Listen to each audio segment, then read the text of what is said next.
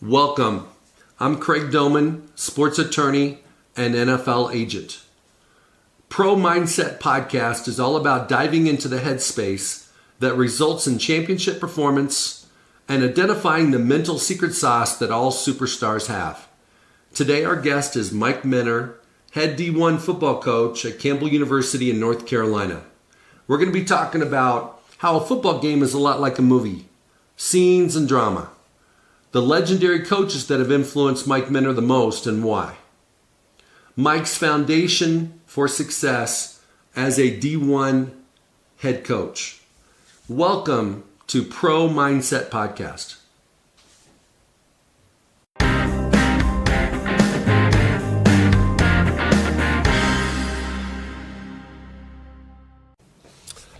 Well, we have a guest today. Our guest today is Mike Minner, head football coach at Campbell University. Mike, you've got a long track record of success in football. Superstar at Lawton High School in Lawton, Oklahoma. All-American, national champion at the University of Nebraska. Second-round draft pick for Carolina Panthers. 10, 11-year career in the NFL. Not as a backup, but as a captain, leader, career tackle leader, Super Bowl participant. Unfortunately, he lost to Tom Brady in his first Super Bowl. Yeah. Right? But I appreciate you being on today, and we're going to talk about pro mindset. We're going to talk about athletes and their performance, and we're going to talk about you and what makes you special. What is kind of your secret sauce as a coach based upon everything you've learned as a player? Okay? Kind of get started here. You've had so many football coaches that are, everybody knows Tom Osborne, right? John Fox, those kind of guys. Which coach had the most impact on you, and what was it? Wow. First of all, thanks for having me on your show. I think this is awesome and great. I wouldn't say it was one coach had more influence on me than anybody else, right? What I will say is, and I believe this is how life is that you collect from everybody that you come in contact with. Absolutely. Right? So I can remember when I first started playing football, Little League, and my coach from the 3rd grade to the 6th grade was the same coach. And I had a dynamic coach there. And he was a great leader of understanding how to push people to become great with their belief, right? Believe in it, see it. And this is when I first started to understand power of belief. And I can remember, now look, I'm in the 5th grade and I got a headache. So I had a big headache. We playing in this jamboree, in Little League, play jamborees. And we getting ready to play in the championship game. But I can't play because my head is pounding, just a big time headache. And I remember my assistant coach coming to me and said, "Hey, do you mind if I pray for you?" I'm like, pray for me? I've never heard of anything like that at that point. I'm like, yeah, because this head is pounding. I'm like, yeah, absolutely. He said, okay, look, all you have to do is believe. I said, that's it? He said, just believe that it's going to work, right? And so he started praying for me, right? And he said, in Jesus' name, gone. Headache gone. So at this point, I'm like running around the whole stadium, little kid running around. Oh my God, it's magic! This guy's magic. Jesus is magic, and that was the first time that I realized how powerful belief is. Okay, and of course we went on to win the game, win the championship, jamboree, and all that good stuff. And so at that point, I started to understand that. But he taught us excellence, right? It starts with you want to strive for excellence in everything you do. So he was on us, even about teaching us. He taught us how to fold our jeans up and put them in the locker the right way, and how to get the crease in your pants and the whole nine, right? And I really got good at that. And so I used to teach everybody else, all my other teammates, how to crease their pants and fold them up and put them in the locker, man. But he was the first one who taught me about excellence and striving for that and believing that you can do whatever you wanted to do. I remember him telling me, he said, look, you going to the NFL. I was in the third grade. Hey, you the greatest thing I ever seen. And I Cast just started vision on you as a third grader. I just started believing it. Yeah. You know, and when I got on the football field, that's what I saw. I saw I was the best kid on the football field, right? And of course, we won championships every year that I played. And then I get into high school. And I get another great coach. But this coach, what he taught me was more discipline, you know, how to play disciplined football, okay? And, of course, we went on to win a championship there. And so, again, Did you win the state championship in high school? Yeah. Did Yeah, you? so Awesome. I remember first practice. First of all, I wasn't even going to play high school football. So they keep calling me. They calling me. I'm like, I'm too small. I'm not going to play. So I'm afraid, right? I'm going from middle school to, junior high during our days, right, to high school. And I was afraid. And they would call my stepdad finally answered the phone. And he said, son, you're a football player, because I was telling him I'm a basketball player at the time, because, no contact. Absolutely. And so he tells me, look, get your butt up there. And so I go up there, and I remember the first practice. And football came easy to me because, I can quickly remember plays and remember things quickly. And so, we were running cover two, threw the ball to the sideline, broke off the hash, picked the ball off, and they was like, we've never seen a kid do that, right? And I'm thinking it's just normal stuff. Like, this is what you told me to do, so this is what I do. And I remember at that time, he brought me into his office. He said, where you want to go to college? And I said, I want to go to Nebraska. Because I always wanted to go to Nebraska since the third grade. And so I said, I'm going to Nebraska. I had the belief. It was already in me, right? I had the excellence of striving for excellence that was already built in me as a little kid. And now I'm learning the discipline that it takes to become great. And I remember he told me, he said, you're not fast enough or big enough to go to Nebraska. And so I asked him, I said, okay, so if I'm not fast enough or big enough to Nebraska, how fast you got to be and how big you got to be? And he told me, the next, coming into my senior year, that summer we test. Guess what my numbers were? Exactly what he told me, right? I went training. Don't you wish he would have told you to be like 3 inches taller? Yeah. I don't think I could have changed that. Yeah. But, and so I get to college and now I'm learning how to be a man, right? And I'm learning where that comes from. And I'm learning that comes from having a personal relationship with our Creator. And now things change in Tom Osborne. So he taught me the spiritual side of the man and then how that connects with the physical part of the man, right? So now I start to understand why I play football, not that I want to play football. And so that's what Coach Osborne taught me, He taught me how to be tough with it. I got hurt, tore my ACL up. How do you bounce back from that, right? And so adversity. See, you train for adversity. You don't deal with adversity when it comes. You train for it. So when it comes, you're ready. So people are not tough. People are either trained or untrained. That's what it is. And so he taught me that. And we did that through practice. Of course, we trained ourselves reps after rep. Man, we probably did 1,000 reps in every practice to become what we became in the 90s.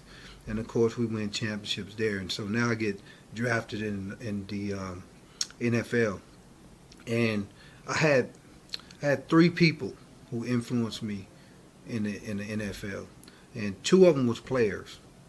One was Eric Davis, and he was a corner that I played with. He was, I think, 7th year in the league when I came in as a rookie. He taught me the business of football. He taught me what it meant to be a professional football player as far as the business side of it, right? And how to get on the football field and create a brand. Because he played at San Francisco, and so he understood that from them guys, Jerry Rice and Joe Montana and Steve Young. And so when he came to the Panthers, he understood how to make this thing a business, right? He taught me how to do that. And from that point on, I looked at myself as a business. And so everything was now marketing every day.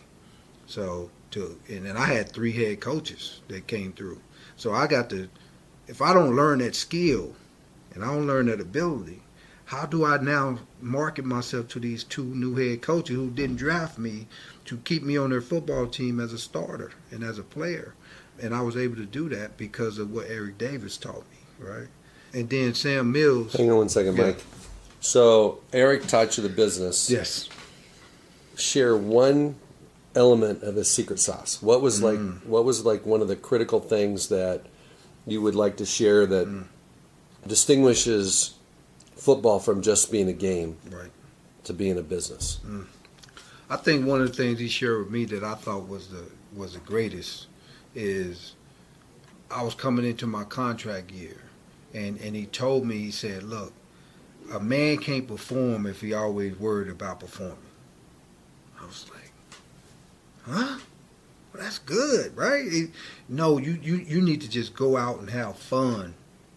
See? And I think that's the difference in businesses.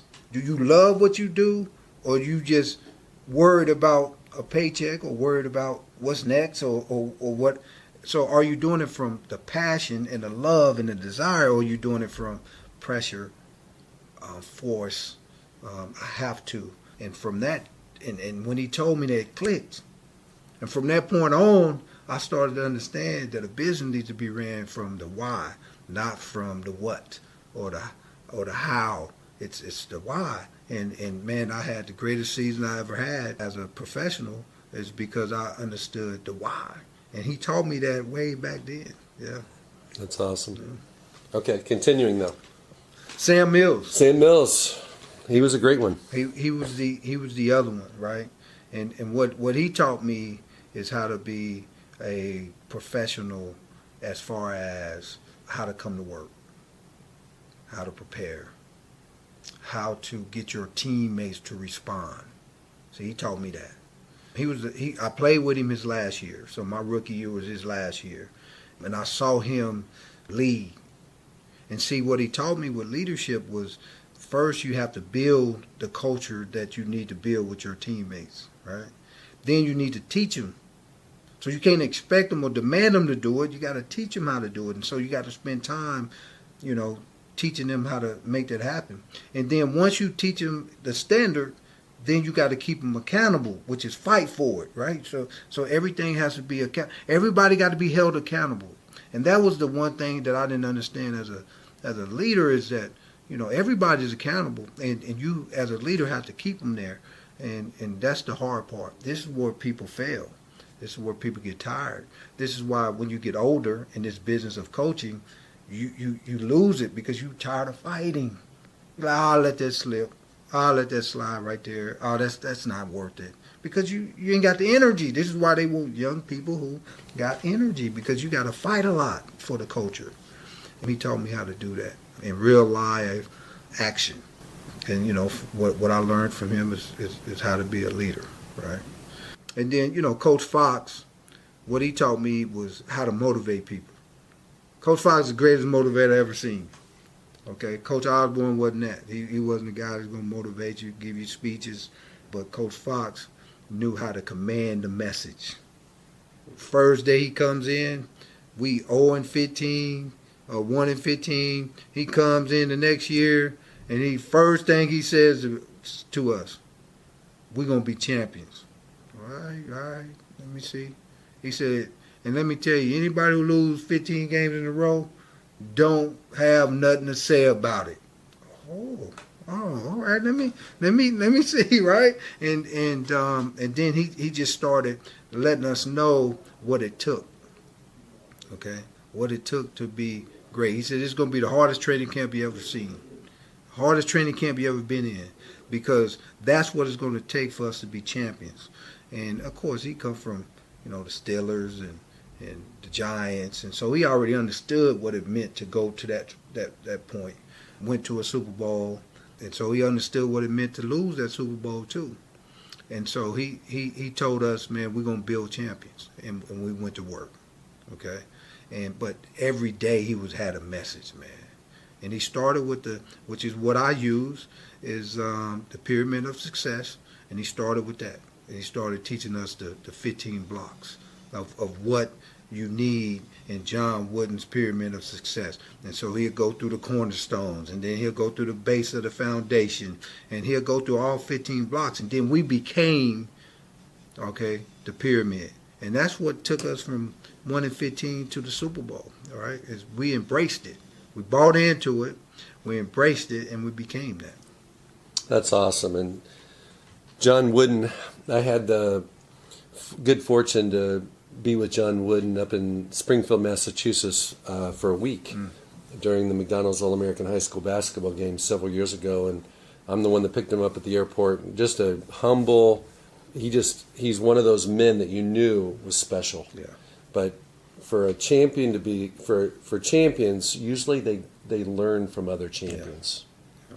Nobody reinvents the wheel. So being a player for a long time, okay, and you've been a coach now for a long time, but being a player for a long time, what halftime speech, what that, because it's hard to motivate players. Yeah. But when you were a player, what halftime speech comes to mind when maybe it was Coach Fox that really hits you between the eyes? Listen, see, Coach Osborne was a scientist. See a difference. He was a scientific guy, and he knew how to chop up a team from a holistic standpoint and his offense against their defense. Okay? So we playing Miami. This is the first championship that we win in '94. And he comes in at halftime, and he tells us, guys, this is how it's going to play out. And he goes to tell us how the whole game going to play out. He goes to tell us what Warren Sapp is going to be looking like at the end of the third quarter, right? He started telling us what their defense was going to, because at that time, Warren Sapp and those guys, they had a lot of great football players, And so I think Mike Barrow was the linebacker that was on that team, and so it plays out exactly. It don't hit me at that point. It hit me when it's going on, right? And I'm watching every single thing that he said happen. So at that point, I think the man is God. I mean, who else knows that type of stuff, right? And it's because he done seen so many games. He done broke down so much film. And it really was a scientific approach to what we did. And so it wasn't, and he wasn't yelling, he wasn't screaming, just talking about like we are, man. And it was just like, look, matter of factly, this is what's going to happen. We're like, okay. And then it started happening. What is that going to do to us, right? That's going to make us start to believe more, and it's really happening, right? And so then our confidence get bigger, and that's what happened, because we won the game in the fourth quarter because we started believing that everything he said was going to happen, and it happened just like he said it was. And then we started hitting him up the gut we was basically doing a fullback trap.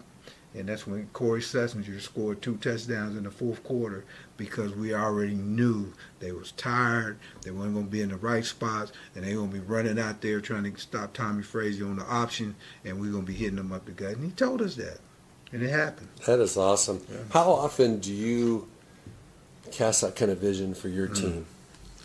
See, because I learned that skill from Coach Osborne. That's what I do. I paint the picture for my guys before the game. Right? So do you have yourself winning every game? No, I don't. Maybe I should do that, right? So I don't tell them the results. Okay. What I tell them is what's going to happen in the game, right? So I tell them what type of game it's going to be, and I tell them what's the most important pieces in this game, and this is what we have to master. If we master these things, whatever these things are in each game, we'll win the game. Okay. And so I can remember this year, we getting ready to play triple option team. They rated number 2 in the country, Kennesaw State. And so I'm watching them, and I watch, every game they had this year, every game they had last year. and I started to see the story with these guys. And it reminded me of me in Nebraska, what we used to do to people. I said, man, this is exactly what we used to do to people. And I said, what's going to be important is the last 5 minutes in the second quarter. Because normally what they would do, this type of team, is they would take the ball in the second half, right? But they would get the ball with 5 minutes to go in the second quarter and drive the ball and use up all the time and then score. Or the other offense would get the ball, they would stop them and they would punt it to them, okay? And they would have about 3 minutes to go and they would hit them with big plays and they would score at the end of the half, get the ball back, score again, and then now all of a sudden it's a 14-point deal and your offense have not been on the field for the last, hour. Right. So you cold, you have no rhythm, and they take you apart from that point. So I said, guys, look, offense, don't worry about nothing else.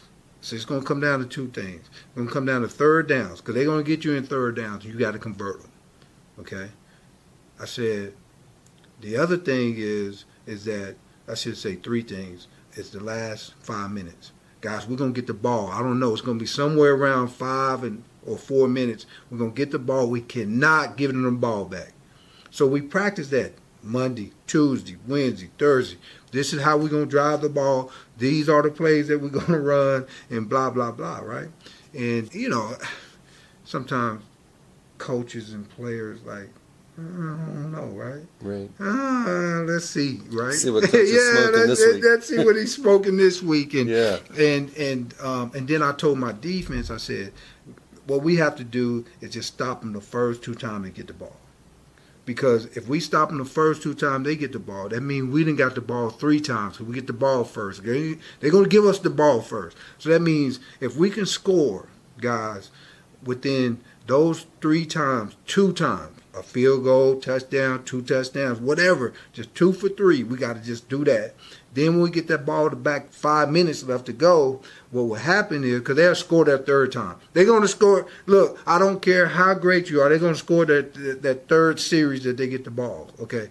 And I said, but we up 10-7, right? Yes. And learning that skill from Tom Osborne. Absolutely. And using that skill and giving you an example of me doing that. So anyway, we get in the game.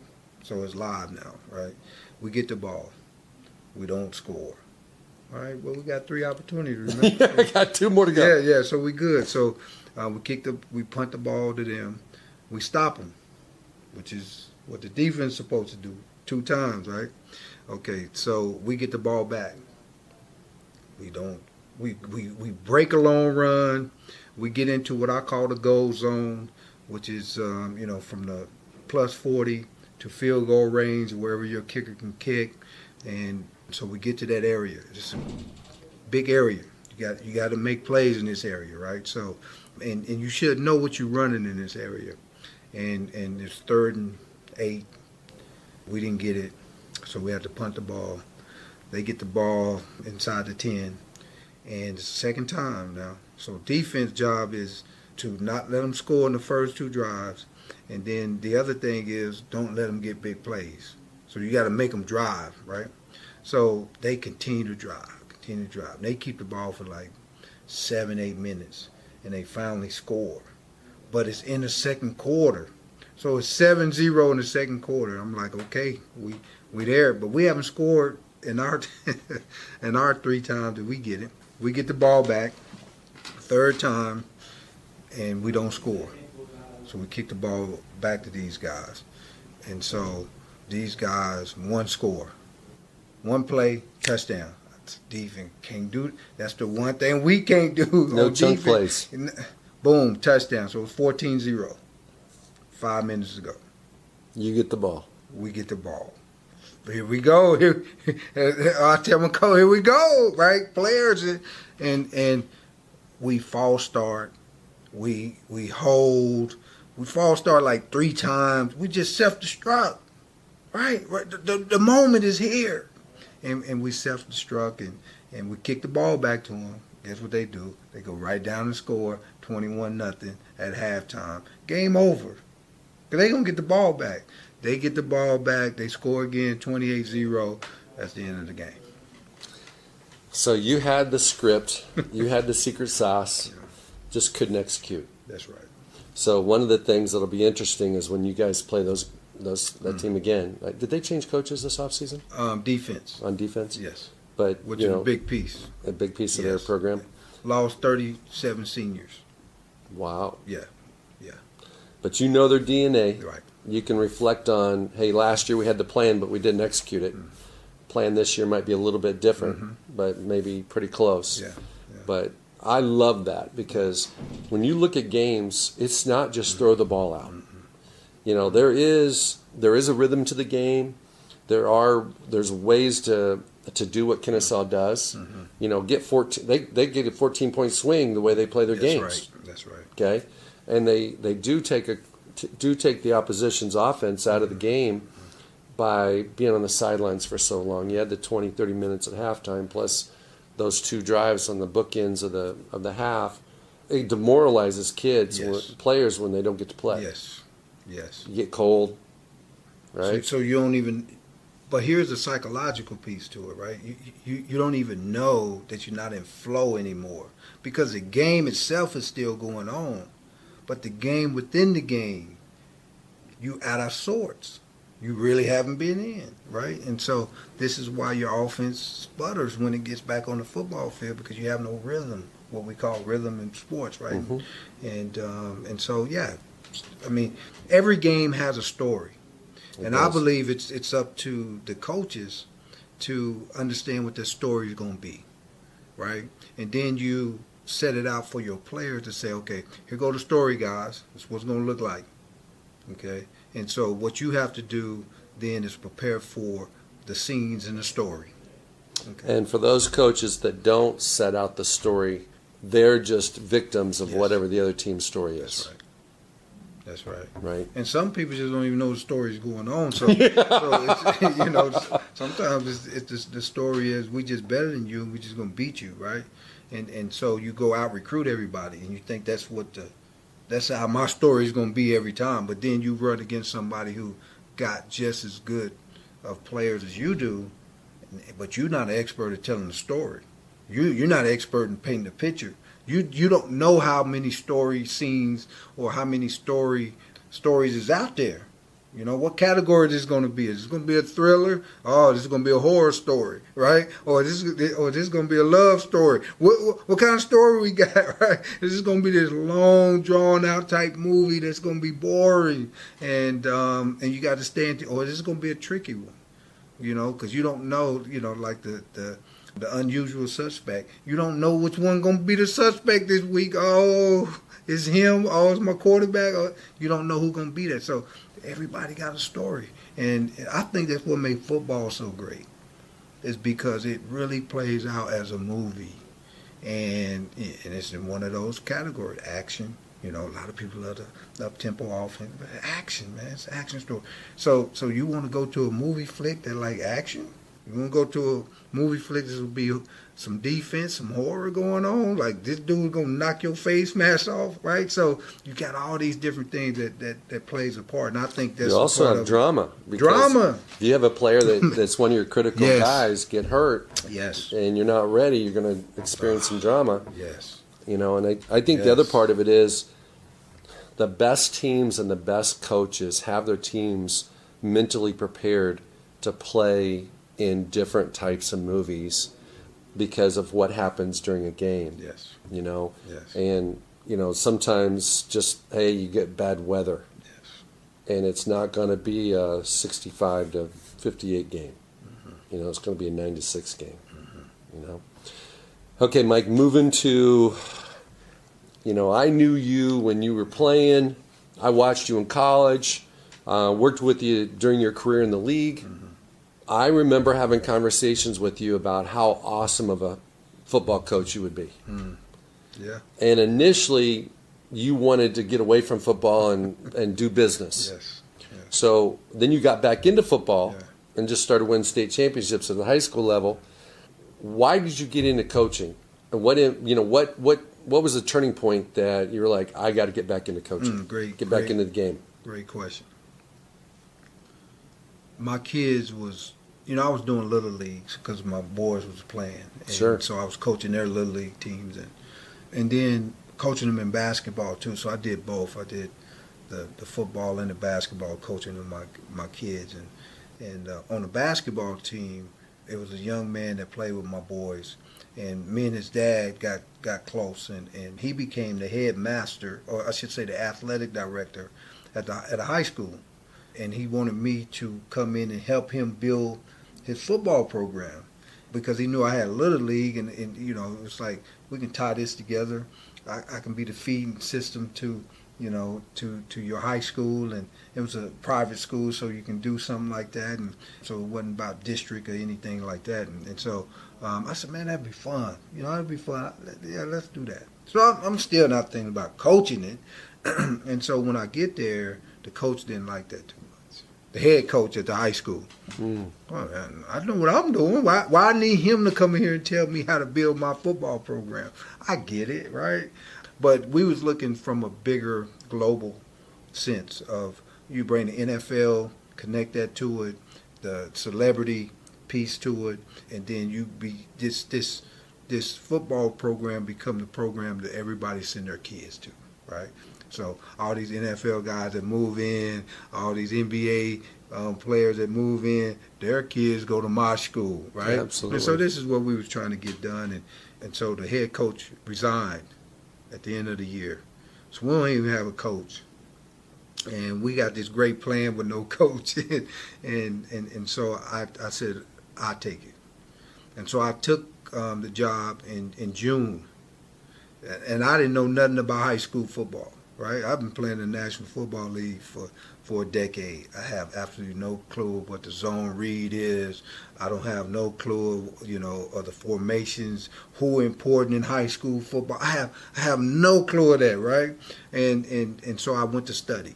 So I studied spread football from June to July, because training camp starts in August. And I didn't want to change anything with the kids. I wanted them to run the same offense, and they was a spread offense at the time. And I wanted them to run the same defense. Well, defense was pretty easy because that's what I played, and so I didn't have to study that. I mean, I know the different defenses. I just needed to know what was effective in high school football. Absolutely. What is everybody doing from that standpoint, right? And so I studied spread football. I bought every book. I listened to every podcast and every person that ever. I bought every video. I mean, it was just all that, right? And so all of a sudden, we get into the season, right? Man, we blow out the first team. Well, okay. And then the second game, First game, okay, we get blowed out. That's what happened. Yeah, the first game we get blowed out. So we go up in the mountains in North Carolina. First game, first high school game, and I'm like, I got to just see what's going to happen. And I had an offensive coordinator, had a defensive coordinator, because that's how you're supposed to do it, right? That's what everybody. So I have this, and we get in the game, and we getting killed. I'm like, what's going on, man? Like, we can't move the ball, we can't stop them, and so I got upset. So I took the play calling from everybody. In the middle of the game. It was fourth quarter at the time that I did it. I said, man, I'm tired of seeing this. I'm calling every play. And so I went to calling every play, and we come back. And we make it respectable. We lose by 7 points, but at the time we was getting blown out. And so all of a sudden we coming back, and that's when it hit me. Oh, I'm a coach. You're a coach. I'm a coach. Because before that I was just kind of being, the guy who was, kind of running the show, put the program together. But I'm going to let these dads over here coach the game, and I'm not going to really get involved in that piece. Competitive juices came out. Oh, it was over. Craig, it was like I was in the Super Bowl again. It was like, no, let's do this, and this is how we doing it, and let's go. And so I watched the film. I took the film home, and I watched the film for like 2 days. I did not come out of my office for 2 days. I'm just watching the same game over and over and over. Because what I do know is that if I watch something long enough, I'm going to find the system and how it works. And I'm going to find the script and the movie and how it goes together, because that's how I was as a player, which is why I was able to play the way I played. And so it hit me. I said the edge of the offense is where you win in high school football. So instead of having spread where you got 4 receivers spread it out everywhere, I'm going to put the biggest dude on the edge, and he's going to be my tight end, and he's going to set the edge for me, and that's going to be the key to my offense. Never lost again. So you won the state a couple times. Yes. Wow. Yeah. Wow.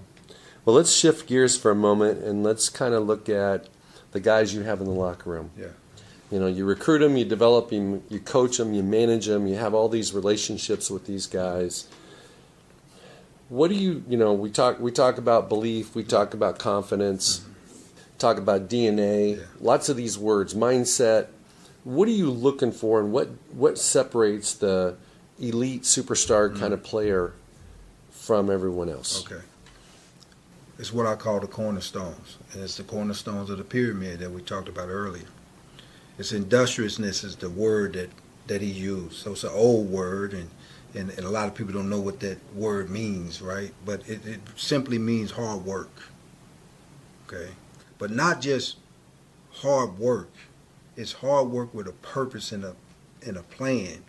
And because there's a lot of people working hard out there today that has nothing to show for it because it's not their plan they're working hard on. And so you must have a purpose, a vision of where you want to go with your life, okay? So when I look at a young man and I look at somebody who wants to play this game of football, you better know what you want out of it. You can't do this casually. You just can't show up and say, okay, I'm going to lift weights hard, I'm going to run sprints hard, and I'm going to practice hard for you, coach, and you have no vision of what you want to do with your career. When I find that kid, and you know, when I ask them that question or questions that relate to that, and they can tell me what they want, because I knew what I wanted in the 3rd grade. I knew I wanted to go to Nebraska in the 3rd grade. I had that purpose. So when I was working hard, it wasn't just working hard, right? Mm-hmm. It's working hard because I know I want to go to Nebraska. And so everything was lined up to that. And so, you know, that's the first thing I look at. Here's the second thing I look at, the other cornerstone. It's enthusiasm. Will you do anything for the game, right? That's legal. and you know, do you have passion for it? Is this something that you get up? Nobody has to tell you to get up in the morning. See, I used to get up at 5 o'clock in the morning, ride my bike to practice, okay, when we had tour days. And then I ride my bike over to my cousin's house who lived close by the high school. Okay, and then I go take a little nap, get back up, make sure I'm at the practice field ready to go for the next practice when I was in high school. See, I used to walk when I was in elementary from where we was at, you know, 10, 15 miles to get to practice every single day so I can be there and ready to go. Do you have that type of enthusiasm? Do you have that type of passion? See, because when you become a student athlete, it's a lot going on. And it's the first time you by yourself. Do you have what it takes to get up every morning to go dominate the day, because you know that academics, you know that community work, you know that lifting weights and the physical piece of what we do, you know that watching film, you know that all leads to your purpose, whatever that purpose is, going to the National Football League. If that's what it is, then that's what everything is leading to. And so you got to have passion for that, because guess what? It's going to get boring, man. It's going to get hard. It's going to get mundane. It's going to get repetitive. And the people who make it is the people who have that passion and enthusiasm inside that says, I even love the mundane stuff. Okay? That's how people get separated, because people get bored and then they start thinking about other things. They get bored, so they want to go do something else. Something else might be more fun at the time or easier at the time. And then you off track. Right. Yeah. So that's what I look for. Okay. So let's talk about flow or in the zone. Yes. In a game. Mm-hmm. When you were a player, whether it was basketball, football in high school, football in the pros or in college, and you just like made 5 plays in a row, you got a pick 6. I remember getting a few pick 6s. You know, game slows down. You see it happen before it happens. You knew the play was coming. You took the chance. What describe for me or for us how that feels and what's going through your mind when you're in the flow? Well, when you're in the flow, you're not thinking, right? So thinking is not part of it. I try to tell people, of course, I'm sure your listeners know this because you guys talk about mindset all the time. But the mind is broken up into two pieces, right? You got the conscious and you got the unconscious. And the conscious mind is where you critically thinking about things, like you are actually thinking about it. And you can only think about and hold in your conscious mind roughly 7 to 9 things. That's it. After that is overload. You can't. That's when you just blank out because it's what they call information overload. Your brain can't handle that. And so what you try to do is you try to get to your subconscious mind, because there is where it's actually unlimited storage space of what's going on. And that's when you're doing things without thinking about it. Okay? And so as a player, your job is to get to the subconscious mind and let that go. And it's hard to get there because you got so many things consciously going on that you get distracted. And so you look at what's going on and it's moving fast, and information overload frees up. You can't move. This is why players can't play. You say, in practice, man, you make it all the plays, but when the lights come on, you freeze up. Why? It's because it's so much that they taking in, and they shouldn't be taking it in. A lot of this stuff should be in the subconscious. And so now the 5 things that you need to be thinking about, not the 100 things that's going on in the game. It's the 5 things that's critical. Like I told you, the story, the chapters. These 5 things right here is what you really need to be worried about. The other stuff should be automatic, okay? So when you're in the flow, what's going on is that you are actually playing out of your subconscious, okay? And then that's why the game slow down, because you're only looking for like 3 things. So it's 100 things going on, but you're only looking for 3, and them 3 things is really slow. And you're like, oh, there it is. Oh, there it is. And so all of a sudden you play so fast. And everything else is slowing down because it's automatic. All the other movements, all the other thinking is automatic because you have trained yourself. Remember what I said. It's not tough people that make it. You either train or untrained. And when you trained, you live in your subconscious in the battle. That's how you get the flow. That's when you know that everything is just working, right? I listen to Michael Jordan or Kobe Bryant, and they say, man, I've shot that shot 1,000,000 times before I got in the game. That's where I try to get our guys. That's what my program is all about, right?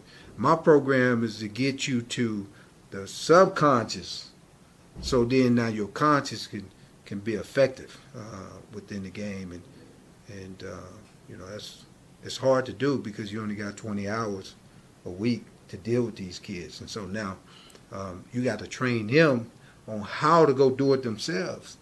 And that's what I do with my guys, man. I teach them how to watch film. I teach them how to get to that subconscious. I teach them how to become the pyramid, okay? Not just learn the pyramid, become the pyramid. Because when you become the pyramid, again, everything flows subconsciously. You don't want that to be conscious minded. So now I can talk about winning football. Let me ask you this. Yeah. Every year, there's athletic directors that need to make a change, okay? Because they need more butts in the seats. They need more wins. They need to change the culture. Perhaps the program isn't going in alignment with where they want the program to go. And you're one of those coaches that, you check a lot of boxes. High character, tremendous successful track record, player coach, you've been a champion. You're connected to a lot of successful coaches.